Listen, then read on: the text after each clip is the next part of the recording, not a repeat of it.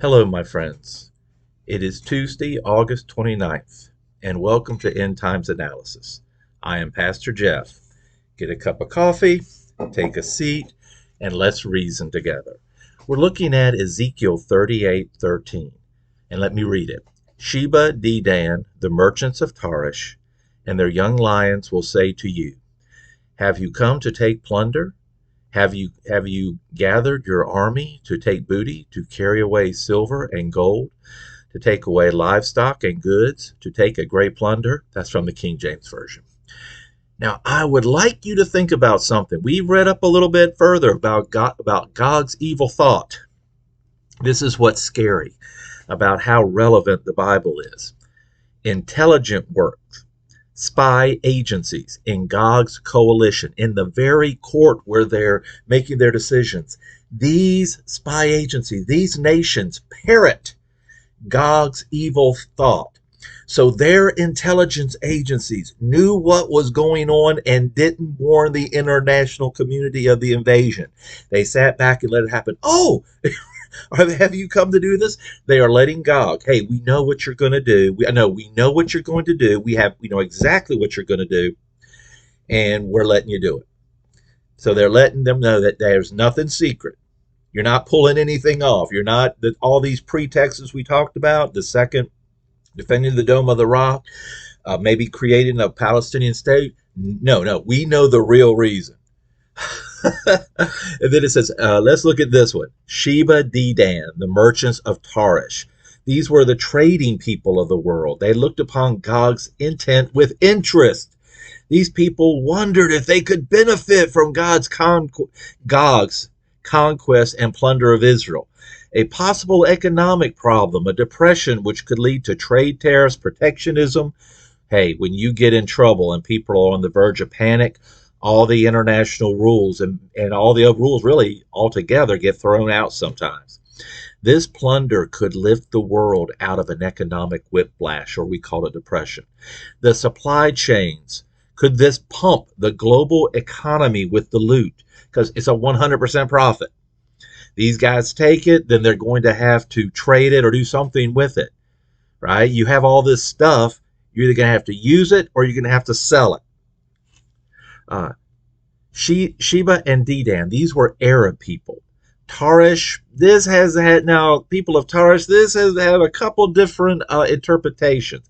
There was an older traditional one that said this was Great Britain, but that is questionable. We know Tarshish was in Spain, and of course there were the Sardinians, which were also a trading people. These people were people known to Ezekiel and the Hebrews and other Mediterranean people as the seafaring people, the traders.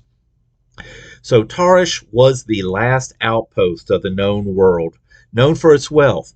Tarshish mentioned in Jonah 1:3. But Jonah rose up to flee to Tarshish from the presence of the Lord. Once again, King James Version. So Tarshish has been mentioned before. I said it was the farthest known area of civilization, also a very wealthy area. Gog and the merchant cities. Think about this. Capture, seize, plunder, carry away. These verbs describe the greedy motivation of Gog coalition. And invasion has aroused the greed of other nations to join in the plunder or traffic in the stolen goods. Hey, you send your guys off there, but hey, remember us. We're gonna help you out.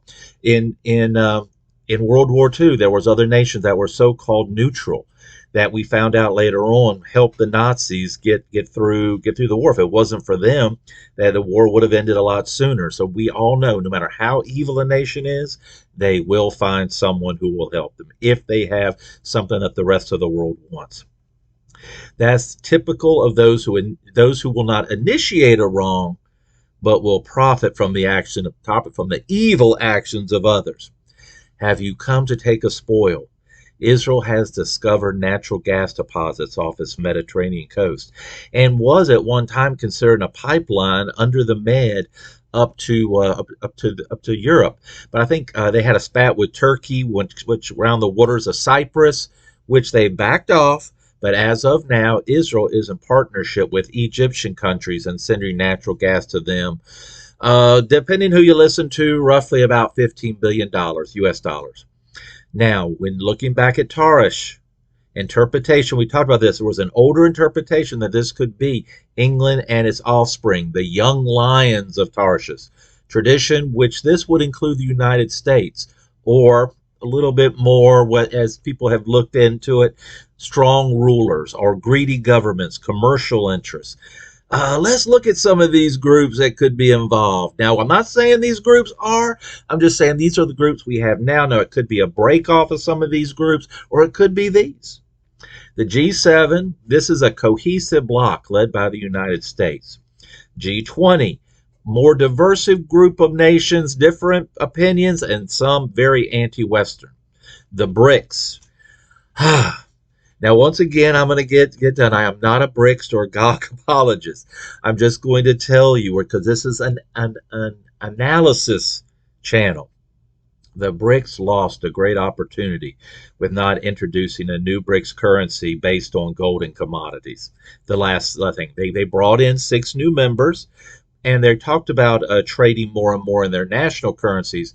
But if the BRICS could come up with, they say, a type of euro, a trading currency, that would really put us, that would set their entire group on a totally different level. Especially, I said, now let's look at this. Let me throw this back in before I go. China, Russia, and Argentina currency has taken a hit. Each of their economies, for different reasons, has taken a dip. Argentina has gone into another area of inflation, maybe hyperinflation. Russia the ruble is going down somewhat, and the Chinese yuan and their economy, because of real estate and other things that they're going through, and a few sanctions being put on by the West, they're going through some situations. So a BRICS trading currency could have really, really boosted their thing, because they're trading within a 12-nation bloc. It could have been something. But hey, everything will happen in God's time and in God's order. So now let's look at the expectations of a future bloc, the Gog coalition. This group, the nations that were mentioned, have more economic things in common than cultural or military. So maybe this group will come together as an economic bloc, maybe even as a smaller bloc in the BRICS or the G20. And then as they get together and they find out they have more interests, or they all have the same plan, they might come together in a military. The Middle East is in an uproar. And when you're in an uproar, you look for stability. Libya, riots. The people are in riots for the nation getting a little too close to Israel. The Syria, Druze protests for corruption and gas hikes, and they're asking for Assad to step down. Lebanon is continuing an economic downturn, which really hasn't stopped in a long time. The Gog coalition states feel exploited and aggrieved. All the bloc members feel wronged by the West. Now let's turn and look at this verse that flows into the invasion.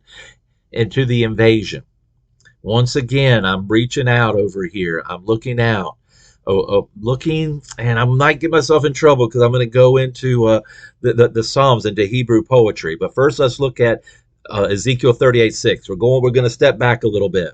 This verse flows into the invasion. And a large group of people with you. That is Ezekiel 38:6. The Gog coalition picks up some elements, maybe of the children of Lot in Psalms 83. Anti-Israel militias are probably still around, and they feel very humiliated by Israel because of the defeat. So this large group of people that's with them just might not be the coalition. As they come down, they might pick up some of what they call the Children of Lot coalition from Psalms 83. I know a lot of people get upset when you go into the Psalms to bring out a prophecy analysis or things like that. But it says by Paul, all Scripture is useful. And that's what we'd have to look at. We just can't take this whole block and put it aside. All Scripture is useful, and that's what we're doing. Every part of the Scripture can bring wisdom. All right, now I want you to think about this. This has just happened today. The Israel defense minister went to the UN to discuss Lebanon. Hezbollah has been very provocative. Both sides have been jockeying for position. But most people forget there's about 10,000 UN peacekeepers, and Israel wants them to rein in Hezbollah. Or if they don't, they're saying, why are they there? There is more UN resolutions against Israel than against any other country. So now Israel's saying, okay, you did all this against us. Now why won't you do something against them? So they want the UN to take action. We could be seeing a dress rehearsal with the if any incursion happens in Lebanon, or any Lebanese or Hezbollah incursion into Israel, we could be seeing a dress rehearsal of the Gog coalition. Maybe this could spark all these nations getting together. Now let's go on. The UN is sitting, watching, and asking questions while the border integrity is violated. Does this sound familiar? We just read it. Have you come to take a spoil? Have you come to take a plunder? The UN is debating while Israel's border is being invaded. Also, yes, Israel is sending some things up into Lebanon. So the UN is asking questions on both of this. Does this seem kind of familiar? Okay. Now let's get back to the coalition.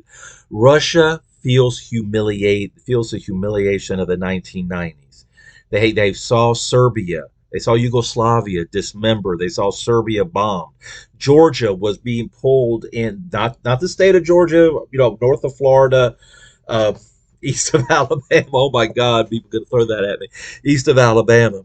It's the country of Georgia. It's right by the Black Sea. They were being pulled to a westerly direction when Russia had some invasions in that area. Russia understands that the West does not feel the West is its friend. They feel very taken advantage of after the fall of the Soviet Union. Something the West called economic shock theory was pushed by Western NGOs. A lot of Russians call it the starving time or the no baby decade. They're falling off a demographic cliff. That's why Russia has a very large female population compared to male. Female to male population is very skewed. That's why many companies have come up in the Ukraine and in Russia to have mail order brides. They also feel bad, and let me throw this in, because of the Cyprus haircut. Cyprus had an economic problem, and they took their banks, and they did not have bank bailouts. They had bank bail-ins, where they took so much money from the customers of that bank, and a large group of that customers were Russian. People may not know that. So that Cyprus haircut, they call it, where they took money away from the depositors in the Cyprus banks, were Russian. Libya put the Arab Spring, where they saw Gaddafi overturned and murdered. So they saw that. Once the richest country in Africa, now it's reduced to warring states, warring provinces in there. Sudan, Kush, there have been civil wars and dismemberment. Southern Sudan, Ethiopia feels very betrayed. They're having a Nile crisis. Ethiopia wants to build a dam and have electricity. Egypt's not so keen on that. So, and also the Ethiopia feels the West, I will help you and I will be your friend as long as I need you. Ethiopia sent troops into Somalia. A long time foe. The Somalis did not like that. They fought the Ogden Desert War. I think we mentioned that before. Then the Ethiopians feel, once we use you, once we get everything we want, we forget you. The West has a very small attention span. And when we don't need you, we allow you to be dismembered. Eritrea has broken off, and other provinces of Ethiopia want to break off and form independent countries. Now, the U.S. had an Iraqi tilt in the Iran-Iraq war, and that makes also Persia a little bit upset, while Russia had an Iran-Persia tilt in the Iran-Iraq war, one of the largest, most bloody wars in the history of America, in the history of the world. Even they brought back gas warfare. Gas and chemical warfare, more chemical warfare was used, and then Saddam would use chemicals against his own Kurdish minority. Turkey, Gomer. Now this is the outlier. This is the one you got to think about. They're a member of NATO. They held the Swedish entrance into NATO hostage until they were pushed more into NATO. Then, of course, the House of Beth Tormaga, the uttermost parts of the north. Michal Tubal. This could be Central Asia. This could be Chechnya, Dragestan. There's Chechnyan fighters up in the Ukraine. Uh, they got no Western support when they were going for independence. Russia has got a lot of respect from the Islamic world for supporting Assad in Syria. Try to say that a few times fast. And the West and Turkey, while we're trying to overthrow him. And remember, not everyone has a small attention span as the West. The United States abandoned Mubarak in Egypt and the Arab Spring, a longtime ally for the Muslim Brotherhood. Goodness. And let's look back at Ukraine, and other Western allied countries are starting to whisper because of all the billions of dollars are sent, and the war keeps going on. And we talked about this before.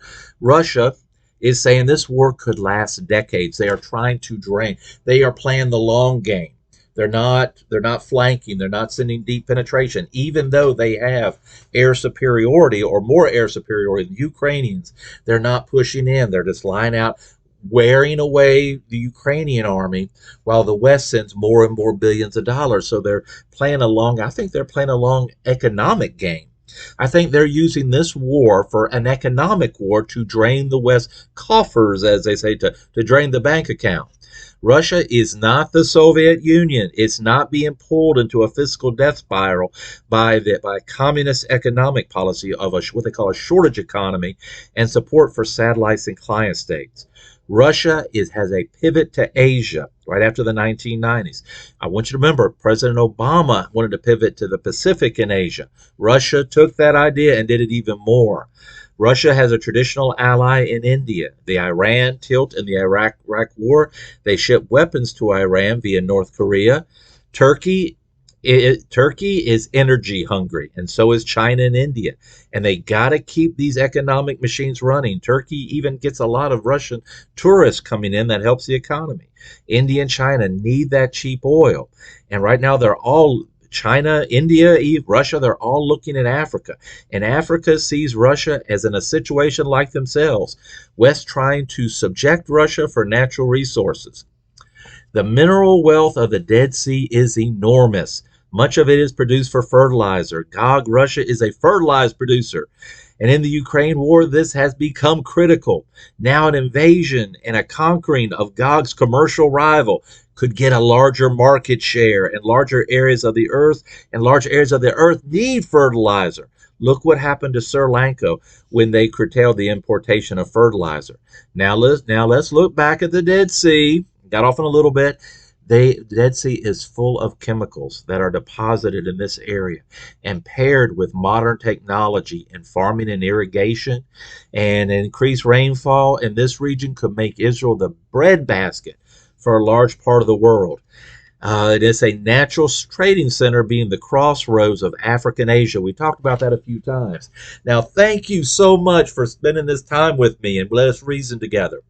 If you like this video, found it interesting, hit the like button, and until next time, my friends, Maranatha.